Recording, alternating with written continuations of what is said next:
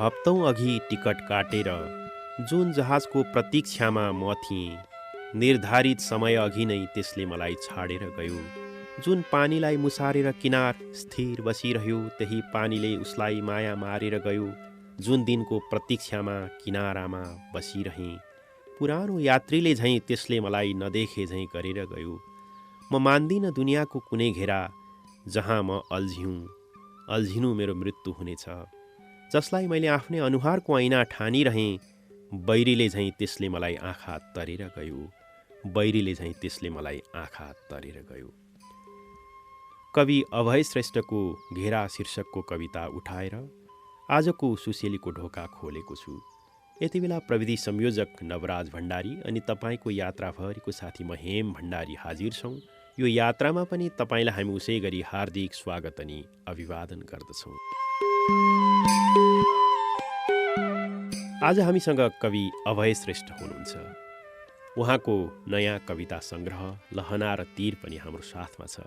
आज यही कविता कृतिलाई सन्दर्भमा राखेर कवि अभय श्रेष्ठसँग हामी कुराकानी गर्न खोज्दैछौँ। स्वागत छ यहाँलाई। धन्यवाद हेमजी। आरामै हुनुहुन्छ? हजुर, सब ठिक छु। 18 वर्षपछि यहाँको नयाँ कविता कृति आयो, लहना र तीर। हजुर हजुर। यो लामो समयपछि आयो, लामो समयपछि आएको सिर्जना अत्यन्त सुन्दर छ। हजुर। किन यसरी निकै लामो समयको अन्तरालमा यहाँ आउनुभयो, सक्रिय हुँदाहुँदै पनि? यस्तो हो, मैले कविता बाहेक म कथा पनि लेख्छु। त्यस बिचमा एउटा कथा कृति आयो मेरो, तेस्रो किनारा भन्ने साङ्ग्रिला प्रकाशनबाट छापिएको थियो। त्यसपछि मैले कविता कथा लेखेँ अनि अखबारी लेखन पनि गरिरहेको थिएँ। अखबारी लेखन त मेरो आफ्नो पेसा नै भयो, त्यो पनि निबन्धात्मक हुने खालका केही रचनाहरू पनि गरेँ। मूलत कविता निकाल्न त्यति धेरै हतार गर्नु पर्दैन जस्तो मलाई लाग्छ। कविता सिर्जनाको किताब त्यति हतार गरेर निकाल्नु हुँदैन भन्ने लागेरै मैले हतार नगरिकन निकालेको हुँ। 18 वर्ष लाग्यो। कहिलेकाहीँ चाहिँ कविहरू निरन्तर कविता लेखिरहन्छन्, त्यसकारण त्यो कवितामा प्रस्तुत हुने वैचारिकता क्षीण हुँदै जान्छ भन्ने पनि समालोचकहरूको प्रतिक्रिया रहन्छ। यहाँलाई के लाग्छ? होइन, मलाई त्यस्तो चाहिँ लाग्दैन। निरन्तर लेख्दाखेरि झनै त्यो तिखारिँदै जान्छ। जति अभ्यास गर्यो त्यति राम्रो हुने चाहिँ हो। यति हो तुरुन्त निकाल्दाखेरि त्यो पर्याप्त पाक्न पाउँदैन, परिपक्व हुन पाउँदैन। त्यति चाहिँ होला त्यसलाई।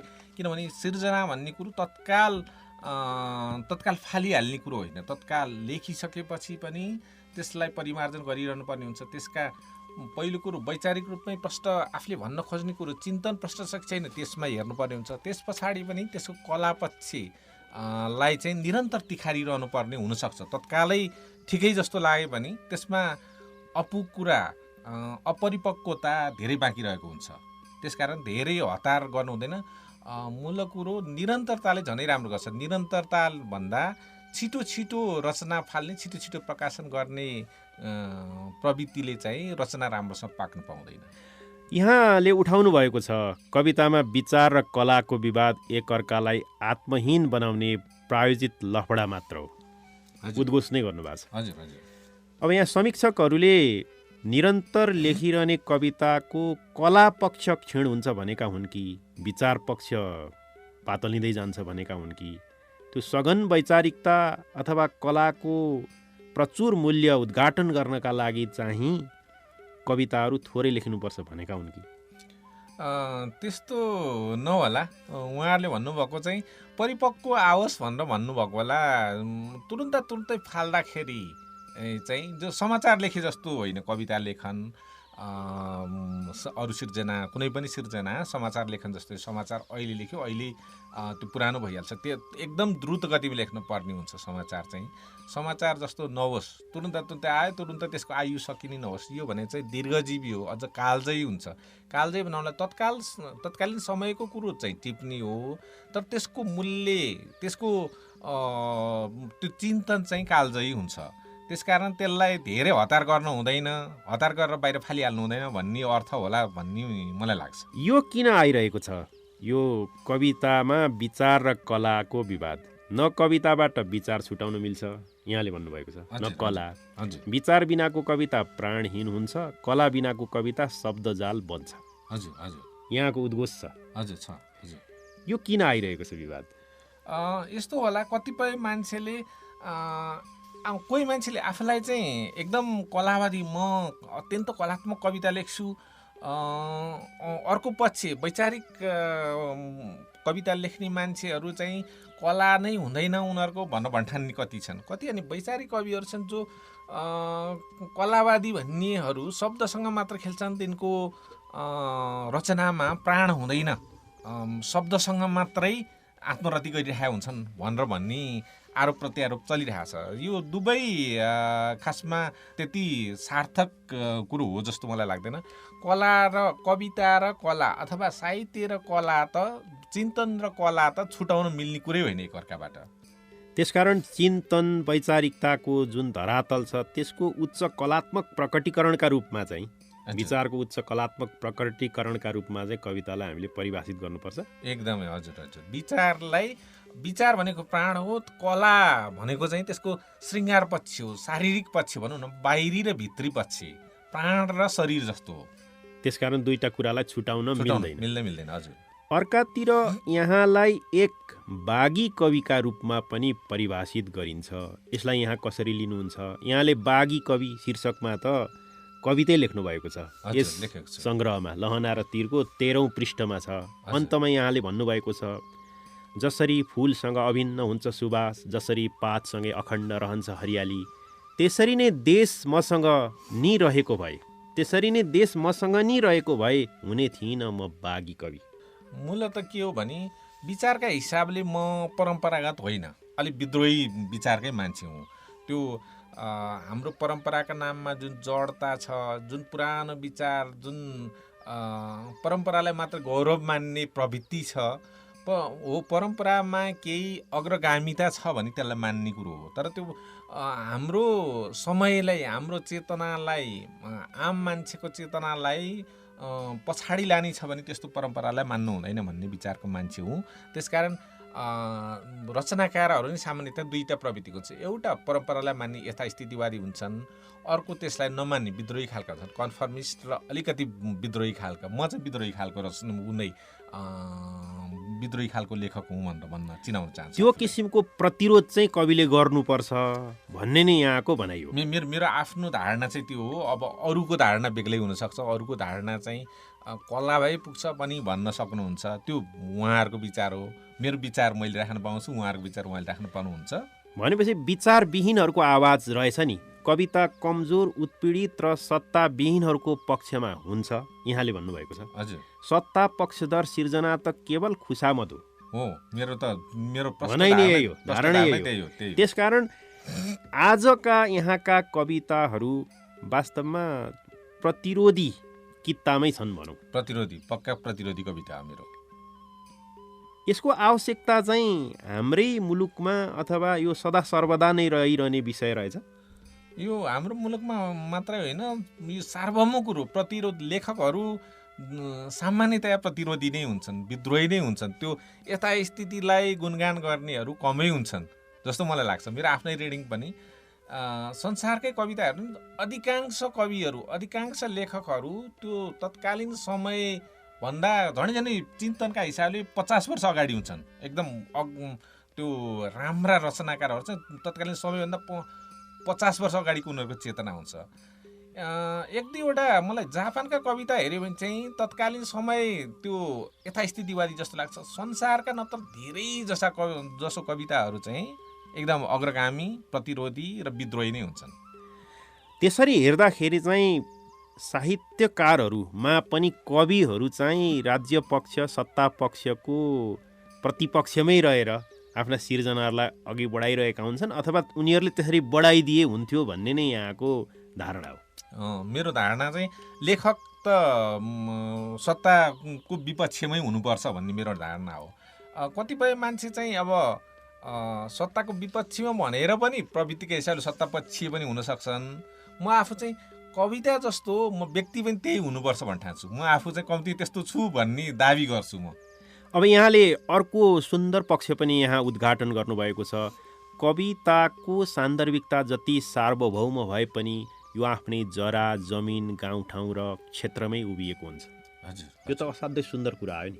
एकदम हाम्रो हाम्रो आफ्नो खालको पहिचान त्यो कविताले दिन सकेन भने त्यसको के अर्थ भएर जस्तो मैले नेपाली कविता, म अझ नेवार समुदायका मान्छे, नेवार समुदायको त्यो ढुकढुकी त्यसमा प्रकट भएन भने त त्यो रचनाको त्यो मेरो पहिचान के बाँकी रह्यो।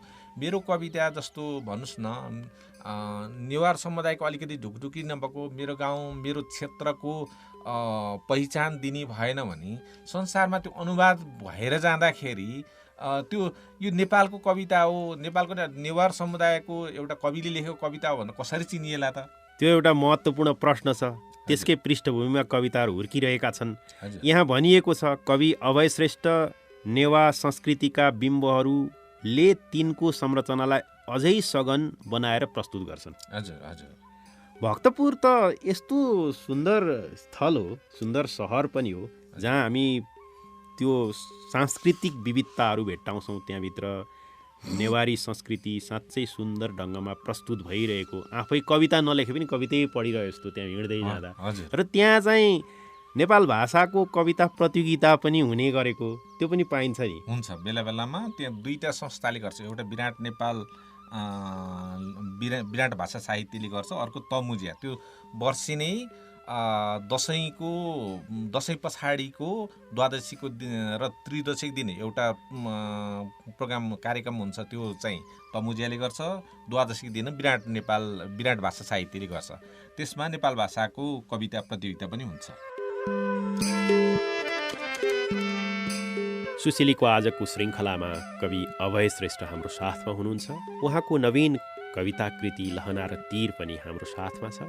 हामी यही कविता कृतिलाई पृष्ठभूमिमा राखेर कवि श्रेष्ठसँग कुराकानी गर्दैछौँ। इतिहासका पृष्ठहरूमा हामी गयौँ भने त्यहाँको संस्कृतिलाई, त्यहाँको मौलिकतालाई त कतैका काहीँका शासकहरूले बिस्तारै बिस्तारै प्रतिस्थापित गर्दै गर्दै आफू स्थापित भएको त देखिन्छ नि। कविताको माध्यमबाट कसरी यहाँले प्रस्तुत गर्नुभएको छ यो विषयलाई चाहिँ? मैले खासमा भने चाहिँ नेवार जीवनशैलीको, नेवा संस्कृतिको त्यसको कुराहरू, त्यसका बिम्बहरू लेखेको छु। मूलत त्यो कुरोलाई हो सत्ताले त जहिले पनि त्यो नेवा संस्कृतिमा बिस्तारै हस्तक्षेप गर्दै गएको छ। त्यो त लिच्छवी कालदेखि नै सुरु भएको छ र अहिले त त्यो क्रम एकदम तीव्र हुँदैछ। अहिले नेवारहरू नेपाल भाषा नजान्ने, नेवारहरूको भाषा त्यो नजान्ने स्थिति आइसक्यो। बिस्तारै त्यो सत्तापछिको हस्तक्षेप नै हो। तर लेखकहरूले मूल चासो राख्न पर्ने आफ्नो संस्कृति जे हो, आफ्नो भाषा जे हो, त्यसमा विशेष जोड दिनुपर्छ। त्यो रहेन भने त्यो भित्रको आदिवासी ज्ञान, त्यो भित्रका ज्ञानहरू सबै नष्ट हुँदै जान्छन् भन्ने कुरामा हरेक लेखक सचेत हुन्छ। त्यो ज्ञानको संरक्षणमा त यहाँको कविता अगाडि बढेकै छ। तर शासकको प्रभुत्वका कारण आज पनि भक्तपुरको त्यो सांस्कृतिक सौन्दर्य त धराशायी छ नि। यतातिर पनि त्यो सचेतना यहाँ लगायत त्यहाँका अन्य कविहरूले उठान गर्नुभएकै होला भन्ने मलाई लाग्छ। कविहरूले त्यो उठाउनु भएको छ, अरू कविहरूले लेख्नु भएको छ।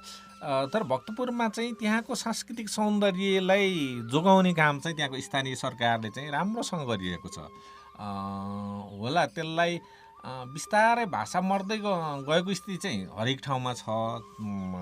आदिवासी जनजातिहरूको भाषा मर्दै गएको, नेवारहरूकै पनि त्यो कम हुँदै गएको त्यो चाहिँ पक्कै हो।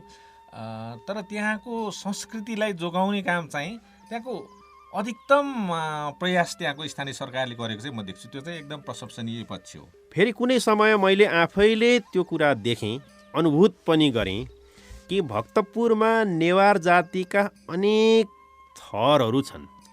तर त्यहाँका मसिना विद्यार्थीहरू त्यो थरलाई लुकाउन पो चाहन्छन्, प्रस्फुटन गर्न चाहँदैनन्। जस्तै मचामसी भने जस्तो थरहरू छ त्यहाँ, खयामली भने जस्तो थरहरू छन्।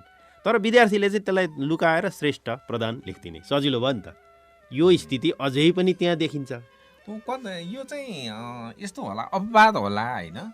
हामीलाई चाहिँ के लाग्छ भने एक दुईवटा घटना त्यस्तो देख्यो भने सामान्य प्रवृत्ति नै त्यही हो कि जस्तो लाग्न सक्छ। तर त्यस्तो नहोला जस्तो लाग्छ। त्यहाँ एकदम विविधता, खासमा नेवारहरूको थर चाहिँ उनीहरूले जुन पेसा अपनाए त्यही अनुसार थर बन्ने हो, त्यसरी बन्ने हो। अनि श्रेष्ठ यो चाहिँ छ थरे प्रधानहरू हुन्छ। श्रेष्ठ भने चाहिँ त्यसको त्यो कमन थर हुनाले कतिले त्यसरी प्रयोग गर्छन्। तर पेसा अनुसारकै थर हुनेहरूले चाहिँ अधिकांशको चाहिँ त्यही थर मध्ये भेट्छु। थोरै एक्सेप्सनमा चाहिँ त्यो तपाईँले भने पक्कै छ त्यस्तो। पेसा अनुसारको थर हुनु एउटा विशेषता। हजुर। फेरि त्यति धेरै एउटा अध्ययनले देखाएको पनि थियो 1500 भन्दा बढी थरहरू, तर तिनीहरू क्रमशः चाहिँ हराउँदैछन् भन्ने कुरा पनि त्यहाँ पनि एउटा चाहिँ आशंका संशय त व्यक्त गरिएकै थियो। त्यो संस्कृतिकै पक्ष हो। फेरि कसैले आफ्नो थरलाई लुकाएर अर्काको लेख्नु भनेपछि त त्यसमा त पक्कै पनि त्यो शासकीय मनोवृत्ति कतै न कतै त्यहाँ झल्किएको छ र त्योबाट अधीनस्थ भएर त्यसको त्यो अनुसार पो उनीहरू चाहिँ त्यसरी त्यतातिर गइरहेका छन् कि भन्ने पनि लाग्छ नि। त्यसमा पनि कविताको माध्यमबाट प्रतिरोध त जरुरी देखियो। हो, एकदम एकदम। त्यो चाहिँ खास के प्रवृत्ति हुने अलिकति जात व्यवस्थाकै एउटा बाई प्रडक्ट हो। यो चाहिँ अलिकति आफूलाई ठुलो जात देखाउन खोज्ने प्रवृत्ति चाहिँ हो। पेसाअनुसारको आफ्नो थर हुँदाखेरि म अलि सानो हो कि भन्ने हिंता बोधको प्रतिफल पनि हो जस्तो मलाई लाग्छ, जुन गलत हो। कुनै पनि पेसा त्यति निकृष्ट हुँदैन। त्यो आफ्नो पेसाअनुसारको थरमा त गर्वै गर्नुपर्छ जस्तो लाग्छ मलाई। अब यो कविता कृतिमा जाँदाखेरि पनि यहाँले लहना भन्ने शब्द ल्याउनु भयो र यहाँका अनुसार, हजुर, यहाँका अनुसार त यो त नेपाल भाषाकै शब्द रहेछ। नेपाल भाषाको शब्द। यसको के छ पृष्ठभूमि अथवा यसको सौन्दर्य अथवा यसको संस्कृतिसँग जोडिएको विषय चाहिँ यहाँले लहना र तीर भनेर राख्दाखेरि लहनालाई यहाँ उजागर गर्दा हजुर त्यसको पनि केही हो छ कि सांस्कृतिक मूल्य? हो, मैले लहना भने नेपाल भाषामा सभ्यतालाई लहना भनिन्छ। अथवा एक मान्छेले अर्को मान्छेप्रति गर्ने राम्रो व्यवहार, मानवीय व्यवहार नै सभ्यता हो। त्यसलाई नै लहना भनिने हो। अनि यो नेवार संस्कृतिको, नेवार सभ्यतामाथि चाहिँ राज्यबाट तीर प्रहार भइरहेको छ भन्ने अर्थमा मैले यो शीर्षक राखेको। चट्ट हेर्दा यसको नेपालीमा चाहिँ लहना भने सायद पनि अर्थ लाग्छ, तर मेरो चाहिँ हरेकमा लहना भनेको चाहिँ सभ्यता भन्ने अर्थमै आएको छ। यहाँ कविताहरूमा बिचबिचमा लहना शब्द धेरै प्रयोग भएका छन्। त्यो सभ्यताकै अर्थमा मैले प्रयोग गरेको छु। यो नेवारी संस्कृतिको सभ्यताको विषयलाई चाहिँ यसले उठान गर्न खोजेको छ र त्यो सभ्यतामाथि इतिहासका कालखण्डदेखि आजसम्म भइरहेको प्रहार प्रतिको प्रतिरोध पनि यसमा ध्वनित भएको छ भन्ने अर्थ पनि यसमा चाहिँ हामी भेट्टाउन सक्छौँ। हजुर हजुर हो, यी कविताहरूमा। हजुर, यहाँले 18 वर्षको अवधिमा तयार पारेका कविताहरू यहाँभित्र सङ्ग्रहित छन् भनेर पनि भन्नुभएको छ। 18 वर्षको अवधिमा त थुप्रै अवस्थाहरूसँग जुझ्दै हामी त यहाँ आइपुग्यौँ नि। त्यति बेलाका 18 वर्ष अघिका भन्न खोजेको मैले 18 वर्ष अघिदेखि आजसम्म निरन्तर कविताहरूसँग जुधिरहँदा, कविताका माध्यमबाट जुधिरहँदा, शासन सत्तासँग जुधिरहँदा चाहिँ के कस्ता अप्ठ्यारा सजिलाहरू यहाँले भोग्नुभयो? हजुर, अब यो कविता मेरो चाहिँ गणतन्त्र, नेपालमा गणतन्त्र प्राप्त हुनु अगाडिदेखिका गणतन्त्र पछाडिको प्रवृत्ति छ। त्यसै तिनको त्यो समयको, त्यो अगाडिको र त्यो पछाडिको नै समय चेतना यी कविताहरूमा छन्। जस्तो 62 सालतिरदेखि लेखिएका कविताहरू यिनमा छन् र त्यो बेला हामी गणतन्त्रको लागि लडिरहेको बेलाको त्यो स्वर पनि यसमा छ। त्यो पछाडि माओवादी आन्दोलन शान्ति प्रक्रियामा आए पछाडिको प्रवृत्ति, त्यो पछाडि माओवादीले उठाएको त्यो जुन इस्युको त्यसको स्खलनका कुराहरू, त्यो सत्तामा आएर माओवादीले उठाएका इस्युहरूको विसर्जनका कुरा, त्यसको प्रतिध्वनि पनि यी कविताहरूमा छन्।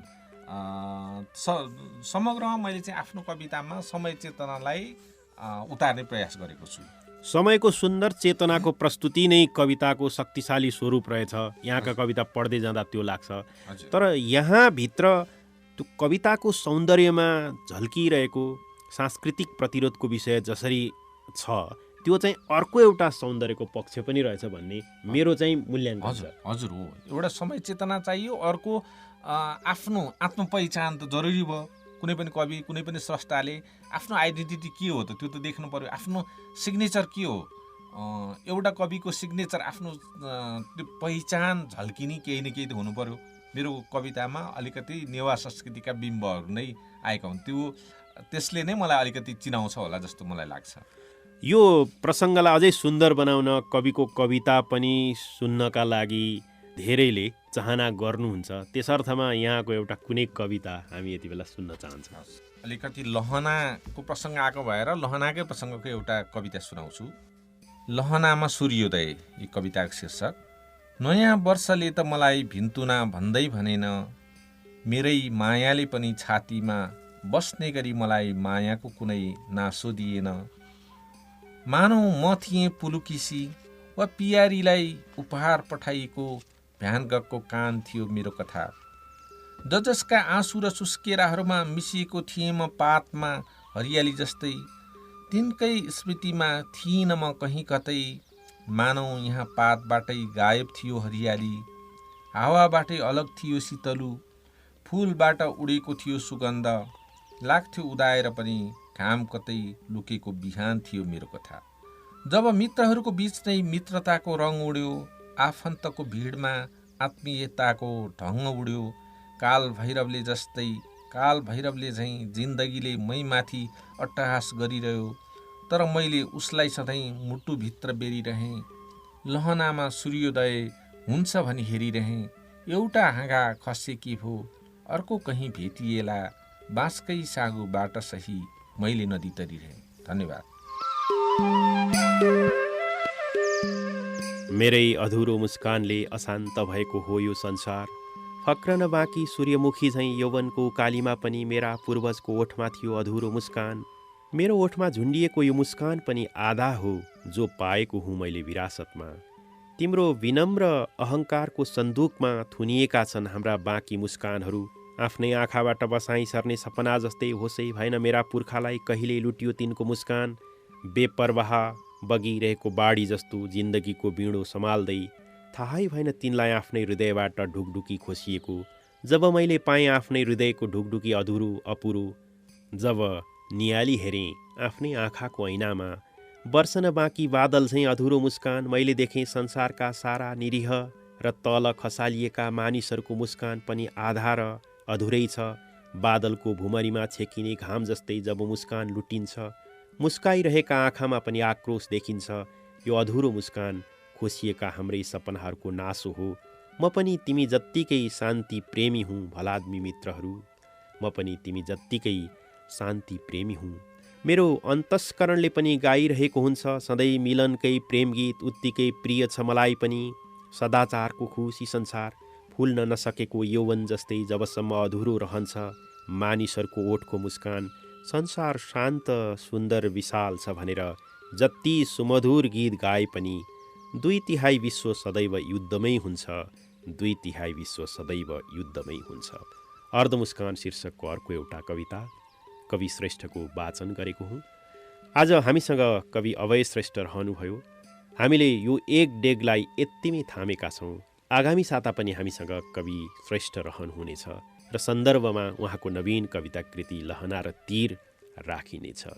सुशेलीको आजको शैलीमा मलाई प्रविधिमा साथ दिनुहुने प्रविधि संयोजक नवराज भण्डारीलाई धेरै धेरै धन्यवाद भन्दछु। कवि अभय श्रेष्ठलाई पनि धेरै धन्यवाद भनेर आगामी साता फेरि भेट्ने बाचा गर्दै अब भने तपाईँको यात्राभरिको साथी म हेम भण्डारी पनि किनारा लाग्छु है त।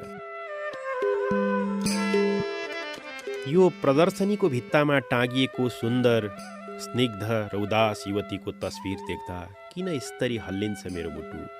हरियो जङ्गलबाट फुत्त निस्कने हरिण जस्ता यी सुन्दर आँखा र यी आँखाबाट फैलिरहेको अपूर्ण संविधान जस्तो अनन्त उदासी किन आफ्नै आफ्नै लाग्छ मलाई।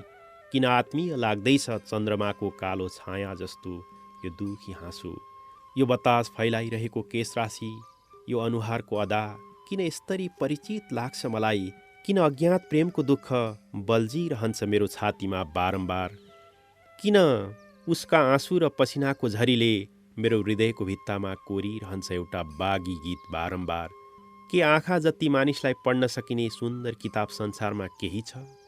यो प्रदर्शनीको भित्तामा टाँगिएको उदास युवतीको तस्विर देख्दा किन बन्द हुन खोज्दैछ मेरो हृदय गति? मेरो हृदयको बन्द ढोकालाई अतृप्त सपनाको हुरीले ढकढकाइरहने यी कसका आँखा हुन् जसलाई देख्दा सभ्यताको असभ्य सत्ताद्वारा हत्या गरिएकी मेरी आमाको याद आज फेरि मलाई आइरहेछ बारम्बार। आज फेरि मलाई आइरहेछ बारम्बार। आमाको याद कवि अभय श्रेष्ठको कविता हो। यही सुन्दर कविता टिपेर आजको सुसेलीको ढोका उघारेको छु। यति बेला प्रविधि संयोजक नवराज भण्डारी अनि तपाईँको यात्राभरिको साथी म हेम भण्डारी हाजिर छौँ। यो यात्रामा पनि तपाईँलाई हामी उसै गरी हार्दिक स्वागत अनि अभिवादन गर्दछौँ। आज हामी गत साताको निरन्तरता हिँड्दैछौँ। गत साता हामीसँग कवि अभय श्रेष्ठ रहनुभयो। सन्दर्भमा उहाँको नवीन कविता कृति लहना र तीरलाई हामीले राखेका थियौँ। आज पनि हामीसँग कवि श्रेष्ठ हुनुहुन्छ र सन्दर्भमा यही नवीन कविता कृतिलाई राखेर हामी अघि बढ्दैछौँ। कवि श्रेष्ठ यहाँका कवितामा सांस्कृतिक प्रतिरोध, त्यसै गरी आफ्नो संस्कृतिका जराहरू, तिनीहरूको पहिचानको मूल्य पनि उद्घाटन भएको पाइन्छ। यहाँले भन्नु पनि भएको छ, कवितालाई शब्दको रमिता, प्रकृतिको बखान, संरचना र वाचनको विलासिताको शिकार बनाउनु कविताकै घाँटी निमोट्नु हो। यो किन यस्तो लाग्यो यहाँलाई? कविताको मूल प्राण भनेको वैचारिकता र कला नै हो होइन। कतिपय कवितालाई चाहिँ वाचनलाई सुहाउँदो खालको बनाएर लेख्ने त्यो प्रवृत्तिले नि तत्काल सुन्दा त रमाइलो लाग्ला, तर कविताको प्राण त्यसमा होइन। कविताको प्राण त चिन्तन र कलामै हुन्छ। त्यसकारण त्यो वाचनको विलासितामा गयो भने त्यो कविता नरहेर मनोरञ्जन हुन्छ। कविता मनोरञ्जन होइन, चिन्तन मूलतः चिन्तन हो। त्यसकारण यो वाचनको विलासितामा बनाउने होइन, शब्दको रमिता नि बनाउने होइन। यो कविता चाहिँ कविता जस्तै प्राणसहितको, सुन्दर शरीरसहितको, सुन्दर उच्च विचारसहितको सुन्दर शरीर भएको प्राणी जस्तै हो कविता भने। मैले त्यस अर्थमा भनेको। अब यहाँले त प्रकृतिको बखानलाई पनि मन पराउनु भएको छैन। हिजोका कतिपय कविताहरू प्रकृतिको बखानमा पनि थिए। फेरि आज प्राकृतिक रूपमा उजाड भएका विषयहरूलाई पनि कवितामा लेख्नुपर्छ, त्यो सौन्दर्य पनि उद्घाटन गर्नुपर्छ, त्यतातर्फ पनि हामीले प्रतिरोध गर्नुपर्छ भनेर पर्यावरणीय चेतनाको विषय पनि उद्घाटन गर्ने गरिन्छ। त्यसलाई चाहिँ यहाँले कसरी लिनुभएको छ? त्यो त एकदम जरुरी हो। प्रकृतिको बखानको अर्थ कस्तो भने हामी हिमाल ओहो कति सुन्दर, रुख कति हरियाली, कति राम्रो मात्र भनेर पुग्दैन। मेरो आशय चाहिँ त्यो हो।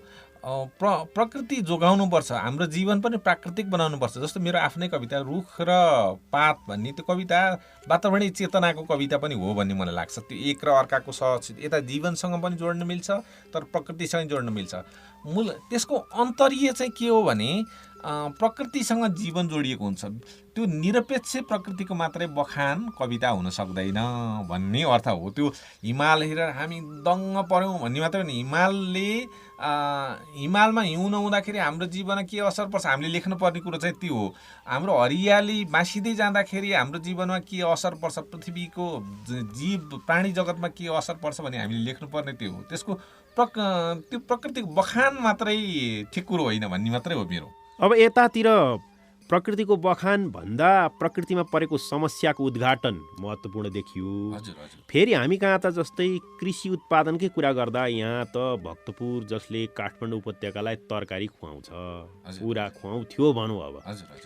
अब त्यहाँ काउली फल्नै छोड्यो, मूला उत्पादन हुन छोड्यो। त्यो विषय पनि हामीले अब कविताका माध्यमबाट उद्घाटन गर्ने हो अथवा त्यो चाहिँ पर्दैन?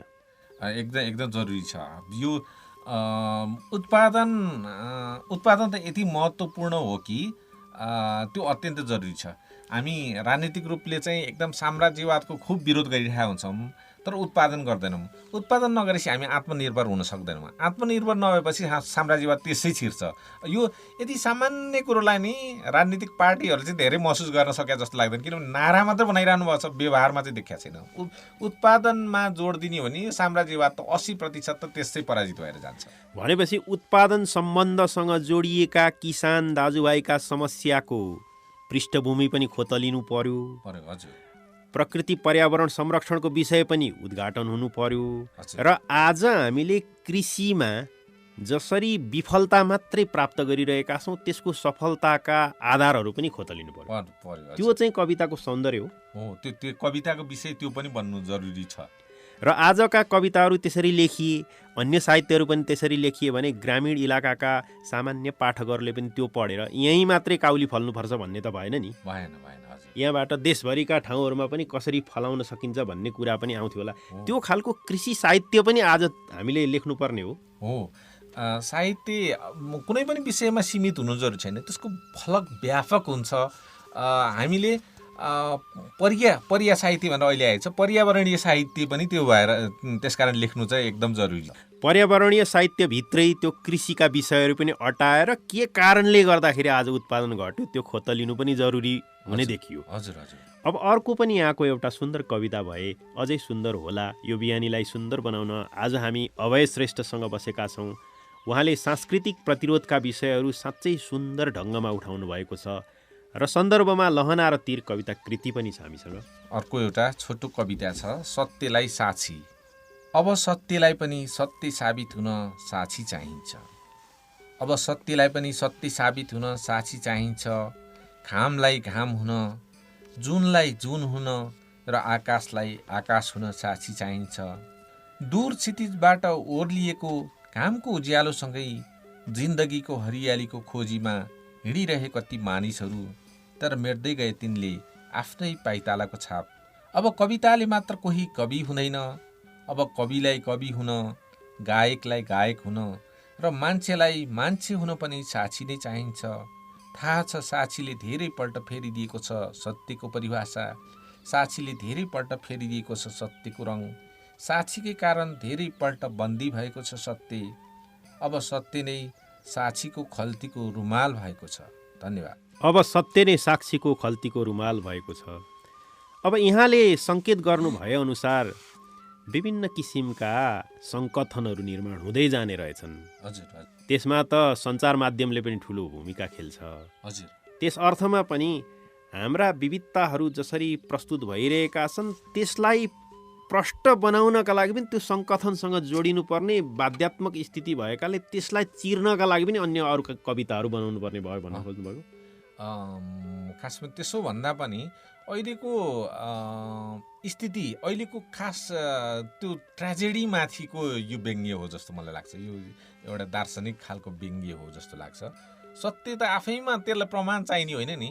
अब सत्यलाई नै तिमी यो सत्य हो है भनेर अर्को प्रमाण चाहिने हो। जस्तो अदालतले कहिलेकाहीँ के भनिदिन्छ भने सबै कुरो ठिक छ, कहिलेकाहीँ कति यस्तो केस पनि छ, मान्छे त मान्छे नै हो नि, तपाईँ मान्छे भएको प्रमाण कतै नभेटेकोले तपाईँ मान्छे भएको प्रमाण जुटाउनु होला भन्ने खालकोसम्म कुरा आइदिन्छ। काहीँ मान्छे आफै अगाडि छ नि, त्यो मान्छेलाई साक्षी चाहिएर मान्छे हो भन्ने कुनै त्यसलाई साक्षी कुनै प्रमाणित गरिरहनु पर्ने कुरो र यो स्थितिमाथिको क्रूर व्यङ्ग्य हो। सत्यहरू उद्घाटन गर्ने नाममा असत्यहरू चाहिँ सत्यका रूपमा स्थापित हुँदैछन् आज। त्यो खतरा छ। साक्षीले सत्यलाई नै पल्टाइदिन्छ। त्यस्तो स्थिति पनि छ। अब अभय श्रेष्ठ त कवि कथाकार मात्रै होइनन्, समीक्षक पनि हुन्। त्यस अर्थमा आजका कविताहरू अथवा यहाँसँगै काँधमा काँध मिलाएर कविता लेखिराखेका कविहरूका कविता अथवा यहाँले खोज्नुभएको जस्ता कविताहरू नेपाली साहित्यमा के कसरी आइराखेका छन्, बजारले पनि निर्धारण गर्दो रहेछ कविताको मूल्यलाई, यहाँलाई के लाग्छ? यस्तो खालको कविता लेखिरहेका छन्, अलिकति प्रतिरोधी खालका कविता नि लेखिरहेका छन्। बजारको कुरो चाहिँ कसैले पनि त्यो ठेक्का लिन नसक्ने रहेछ, यसै भन्न नसक्ने रहेछ। हेर्नुहोस्, त्यो कहिलेकाहीँ कति धेरै कुरोले भूमिका खेल्छ त्यसमा। जस्तो कार्ल मार्क्सको किताब छ पुँजी भन्ने किताब। पुँजी भन्ने किताब त्यो 1865 छापियो। अनि त्यति बेला कसैले त्यो किताबमाथि मतलबै गरेन, त्यो एकदमै उपेक्षित भयो। अनि त्यसको दोस्रो र तेस्रो भाग 1885 त्यसको दोस्रो भाग, 1894 त्यसको तेस्रो भाग निस्क्यो। त्यो 1883 उहाँको निधन भएको थियो। त्यो पछाडि नोटको आधारमा फ्रेडरिक एङ्गेल्सले उहाँका दुईटा किताब पनि निकाल्नुभयो। तर त्यति बेला पनि असाध्यै उपेक्षित भयो त्यो किताब। कुनै त्यसको कतै केही चर्चै भएन। कार्ल मार्क्सको सासू हुनुहुन्थ्यो जेनिफर वेस्टफालेनको आमा, उहाँले चाहिँ जसले जिन्दगीभरि पुँजी कमाउन सकेन त्यसले पुँजी जस्तो किताब निकाल्यो भनेर व्यङ्ग्य गर्नुभयो। त्यसले पनि एकदम असर पार्यो, कसैले पढेन। स्वयं फ्रेडरिक एङ्गल्सले नै त्यो नक्कली नाममा उहाँको समीक्षा लेख्दाखेरि नि प्रचार भएन। पछाडि 1905 पछाडि रसियन बौद्धिकहरूले त्यो पढेर प्रचार गर्दैछ, त्यो व्यापक भयो। त्यो एउटा संयोगले नि धेरै काम गर्दो रहेछ। त्यो जाहेज व्यक्तिको हातमा सही व्यक्तिको हातमा परेपछि त्यो किताबले बजार पनि पक्रने, त्यसको सही पहिचान हुन सक्ने रहेछ। जस्तो भन्नुहोस् न, मोहन कोइरालाकै कविता पनि, मोहन कोइरालाका कविता होला कतिलाई मन नपर्ला, मलाई पनि धेरै छुन्छ भन्ने होइन, मेरो बेग्लै धारणा होला मोहन कोइरालाको कविता। तर एउटा कविताको रचनात्मक हिसाबले, त्यो संरचनाका हिसाबले बेग्लै संरचना भएका कविता त हुन् मोहन कोइरालाको। तिनको कविताको कतै पहिचान नै थिएन। ईश्वर बरालले एउटा भूमिका लेखिदिएपछि उहाँको पहिचान स्थापित भयो। त्यस्तो संयोग चाहिँ कहिलेकाहीँ सही व्यक्तिको हातमा परिदियो भने कविताको बजार, कविताको पहिचान सबै हुँदो रहेछ। यो हाम्रा किताबहरूको नि नियति त्यस्तै हो जस्तो लाग्छ मलाई। सुशेलीको आजको यात्रामा हामीसँग कवि अभय श्रेष्ठ हुनुहुन्छ। हामी गत साताको निरन्तरतामा छौँ। कवि श्रेष्ठसँग उहाँको नवीन कविता कृति लहना र तीरलाई राखेर कुराकानी गर्दैछौँ। आज लेखिएका कविताहरू यहाँले जस्तो किसिमको कविता हुनुपर्छ भन्ने मान्यता उद्घोष गर्नुभएको छ, त्यतातिर छन्? सबै त नहोलान्। छैन, अधिकांश कविता चाहिँ छन् यतैतिर। यस्तो मैले चाहेको जस्तै कविता अहिले बढी लेखिएको छ। त्यस अर्थमा सन्तुष्ट हुन सकिन्छ नेपाली कविताको सौन्दर्य प्रस्फुटनमा? कविताप्रति त म आशावादी छु। नेपाली साहित्यमा अन्तर्राष्ट्रिय क्षेत्रमा लिएर जान सकिने विधा भनेकै कविता हो जस्तो मलाई लाग्छ। कविता पछाडि चाहिँ कथा हो। अनि बजारमा सबभन्दा बढी बिक्ने भनेर उपन्यासलाई चाहिँ भनिन्छ। उपन्यासको संरचना, त्यसको त्यसले टिपेको कुरा जम्मी हेर्ने हो भने त्यो कतै हामीले लिएर जान सकेला जस्तो लाग्दैन मलाई विदेशमा। कतिपय समीक्षकहरूले चाहिँ नेपाली कविता अथवा नेपाली साहित्यमा नै पहिल्यै एउटा मानक निर्माण भइसक्यो, धुरी स्थापित भइसक्यो, त्यसलाई भेट्टाउन धेरै कठिन छ। आजका कविताहरू त्यतातिर छैनन्। सामान्य रूपमा यसो अलिकति विचार मन्थन गरेर सौन्दर्य पनि छैन भनेको पनि पाइन्छ। अब यहाँ त आजका कवितासँग पनि हुनुहुन्छ, हिजोका कवितासँग पनि हुनुहुन्छ। यहाँलाई के लाग्छ? हो, यस्तो हो। पुरानो समयमा अब हामीले देवकोटा, गोपाल प्रसाद रिमाल, भुपी शेरचन, बासु शशीहरूको त्यो समयलाई हेर्ने हो भने उहाँहरूको चेतना, उहाँहरूको लेखनको स्तर त्यो बेग्लै बेजोडै थियो। त्यसमा हामीले मान्नुपर्छ। गोपाल प्रसाद रिमालको चेतनालाई त, त्यो अग्रगामी चेतनालाई त अहिलेको लेखकले भेट्न गाह्रो पर्छ। त्यति भन्दै पनि अहिलेको समयको कविता कमजोर छैन। त्यति बेला चाहिँ केही सीमित कविहरू हुन्थ्यो, अत्यन्त उच्च स्तरका कवि हुनुहुन्थ्यो। अहिले चाहिँ अधिकांश कवि, नयाँ कविहरू चाहिँ एउटै स्तरमा, एकदम उच्च स्तरमा, राम्रै स्तरमा, तर एउटै स्तरमा लेख्ने धेरै कविहरू हुन्छ। त्यो बेला चाहिँ असाध्यै थोरै हुन्थ्यो, असाध्यै राम्रो लेख्नुहुन्थ्यो। तर उहाँहरूको समकालीनहरू उहाँहरूको छेउमा पनि पुग्नुहुन्न थियो, त्यस्तो स्थिति। अहिले चाहिँ करिब सबै समानान्तर स्थितिमा छन् जस्तो मलाई लाग्छ। कहिलेकाहीँ एकजना कवि उदाउँछन्, निकै राम्रो सफलता पनि देखिन्छ, उत्कृष्ट प्रस्तुति देखिन्छ, कविताहरू सुन्दर बन्छन्। फेरि अर्को कविले त्यस्तै किसिमको कविता लेखेर त्यसैका छेउमा पुगेको। यहाँले त सङ्केत त्यतैतिर गर्नुभएको होला। हजुर। अहिलेको स्थिति त्यो हो? होइन, त्यस्तो गर्दा त त्यो एउटा कवि आफ्नो बेग्लै धाराको लेखन, आफ्नो बेग्लै पहिचान भएको लेखनले पो स्थापित हुन्छ। त्यसैलाई फलो गर्न थाल्यो भने त्यो लेखक स्थापित हुन सक्दैन, त्यति राम्रो उसको पहिचान बनाउन सक्दैन जस्तो मलाई लाग्छ। अब पुस्तककै कुरा गर्दा चाहिँ कहिलेकाहीँ थोरै पुस्तक निकालेर पनि प्रसिद्ध हुने, असाध्यै सुन्दर ढङ्गमा आउने पनि हाम्रो इतिहास देखियो नि। बैरागी काइँलालाई लिन सक्छौँ हामी, भुपी शेरचनलाई लिन सक्छौँ। आज कविताहरू धेरै लेखिएका छन्, तर त्यो स्तरमा आफ्नो पहिचान निर्माण चाहिँ हुन नसकेको पो हो कि?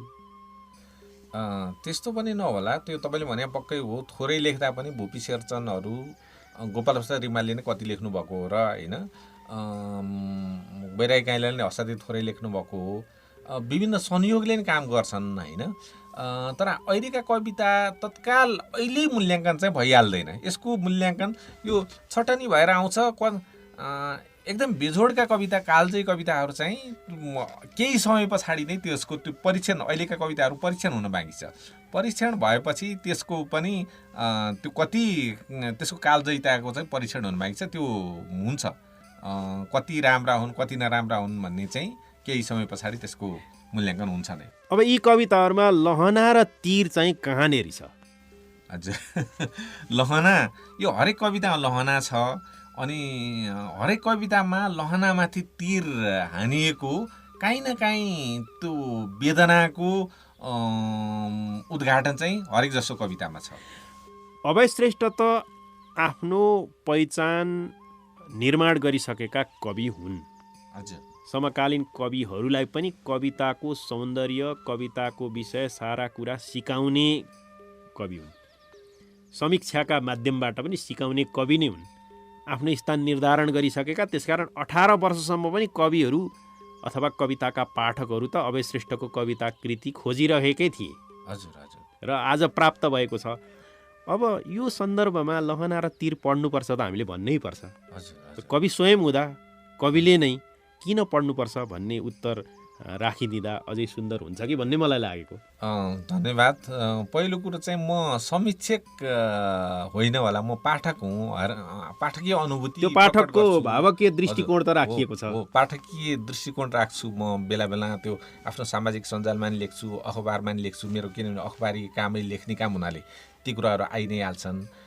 अनि मेरो यो किताब पढ्नुपर्ने भने त छुट्याउनु त यो पाठकले किन पढ्नुपर्ने भन्ने कुरो हो, भन्नुपर्ने हो होइन। तर मैले भन्दाखेरि म प्रतिरोधी चेतनाको कवि हुँ।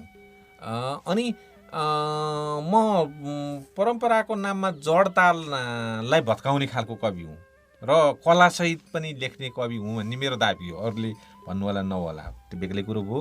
त्यस्तो खालको कविता लहना र तीरमा छ र यसकारण लहना र तीरका कविता अहिलेको समयलाई समाउने, अहिलेको कविता यो हो भन्ने पहिचान यसले दिन सक्ला जस्तो मलाई लाग्छ। त्यसकारण यो किताब पढ्नु जरुरी छ जस्तो मेरो दाबी छ। आजको सांस्कृतिक मूल्य बुझ्नका लागि पनि यो कविता कृति हामीले पढ्नै पर्छ भन्ने मलाई लाग्दछ। मेरो तर्फबाट यो प्रतिक्रिया पनि हो। हामी हाम्रो बसाइको करिब करिब उत्तरार्धमा पुगिसकेका छौँ। त्यसकारण पनि अभय श्रेष्ठबाट एउटा अर्को कविता पनि वाचन होस् भन्ने त्यो कामना त हामी गरिरहन्छौँ नि सधैँ। सायद भावकहरूलाई पनि त्यही लाग्छ कि अभय श्रेष्ठबाट एउटा अर्को कविता सुनौँ भन्ने। एउटा मधेस आन्दोलनमा भएको एकजना बालकको हत्याको पृष्ठभूमिमा मैले एउटा कविता लेखेको थिएँ। त्यो कविता म यहाँ सुनाउँछु। गोली दागिएको बालकको सम्झना। त्यही कविता वाचन गर्छु। गोली दागिएको बालकको सम्झना। मैले फेरि इतिहासको जग पात झैँ हल्लिरहेको देखेँ। जब फुलको पत्र दल झैँ सुकसुकाउँदो बालक अचानक मारियो लोकतन्त्रको रङ्गभूमिमा। माथि हिँड्ने आधी जस्तै गोली त अन्धो थियो र त लोकतन्त्रको काखमै बालकको देब्रे छातीको मध्य भागबाट सोझै पार भइदियो गोली। भर्खरै खलिहानबाट फर्किरहेको बाबुको काँधमा मच्चिँदै लाडै पल्टँदा उसका गालामा धसिएको माटो र हँसिला आँखामा छचल्किएको खुसी अझै उस्तै थियो। केही क्षण अघि मात्र छिमेकी किशोरीका आँखाको इसारा सम्झेर हावामा हल्लिरहने पात जस्तो उसका चञ्चल चेहरामा अझै फुलिरहेथ्यो लालुपाते लाज। हटियाबाट फर्केकी बाईलाई भेट्न बाबुको हात छुटाएर दौडँदाको खुसी घाम जस्तै चम्किलो थियो। उसका आँखाहरूमा थियो हजार सूर्यको जस्तै एउटा वास्तुकारको तेज। फिता जस्तै थनक्क तन्केर उसको तर्जनी औँला उठेको थियो सोझै आकाशतिर। मानव सत्ताको क्रूरता विरुद्ध सभ्यताको एउटा वास्तुकार मृत्यु पर्यन्त गरिरहेको थियो सङ्घर्ष। जसरी थाहै नपाई मानिसहरू गरिरहेका हुन्छन् जीवनको लडाईँ। बालकको सबमाथि शिर झुकाएर मृत्यु स्वयं लेखिरहेको थियो आँसुले शोक काव्य। बादलको पर्दाभित्र छिरेर घाम स्वयं गरिरहेको थियो ब्ल्याकआउट। सिमलका कापहरूमा उभिएर हावा स्वयं गरिरहेको थियो मौन धारण। मैले अन्तिम पल्ट हेरेँ बालकको सब। उस्तै हँसिलो थियो अनुहार, उस्तै थियो गालाको लाली। निधारको घाम जस्तै निधारमा अझै चम्किरहेथ्यो भविष्य। त्यसपछि मैले देखिन अरू केही सिवाय आँधीमा मकाएको बुढो सिम्मल चाहिँ सभ्यताका किल्लाहरू हल्लिरहेका थिए। सभ्यताका किल्लाहरू हल्लिरहेका थिए। धन्यवाद। मैले अन्तिम पल्ट हेरेँ बालकको सब, उस्तै हँसिलो थियो अनुहार, उस्तै थियो गालाको लाली, निधारको घाम जस्तै निधारमा अझै चम्किरहेको थियो भविष्य। आहा, कविताको सौन्दर्य, कविताको शक्ति पनि हो यो। हजुर श्रेष्ठज्यू, यहाँसँग बस्न सकियो यसरी र यी बिहानीहरूलाई हामीले सुन्दर बनायौँ। यहाँको लहना र तीर साँच्चै सुन्दर कविता छ। यो कविता कृति अत्यन्तै सुन्दर छ। यसको पूर्ण सफलताको कामना गर्दछौँ हामी र आगामी दिनमा पनि यहाँको यो चेतनामा क्षयीकरण नआओस्, यो हामी चाहन्छौँ र यस्तै सुन्दर कविताहरू अन्य पनि आउन् र आख्यानको यहाँको यात्रा पनि निरन्तर गतिशील बनोस्, यो हामी कामना गर्दछौँ।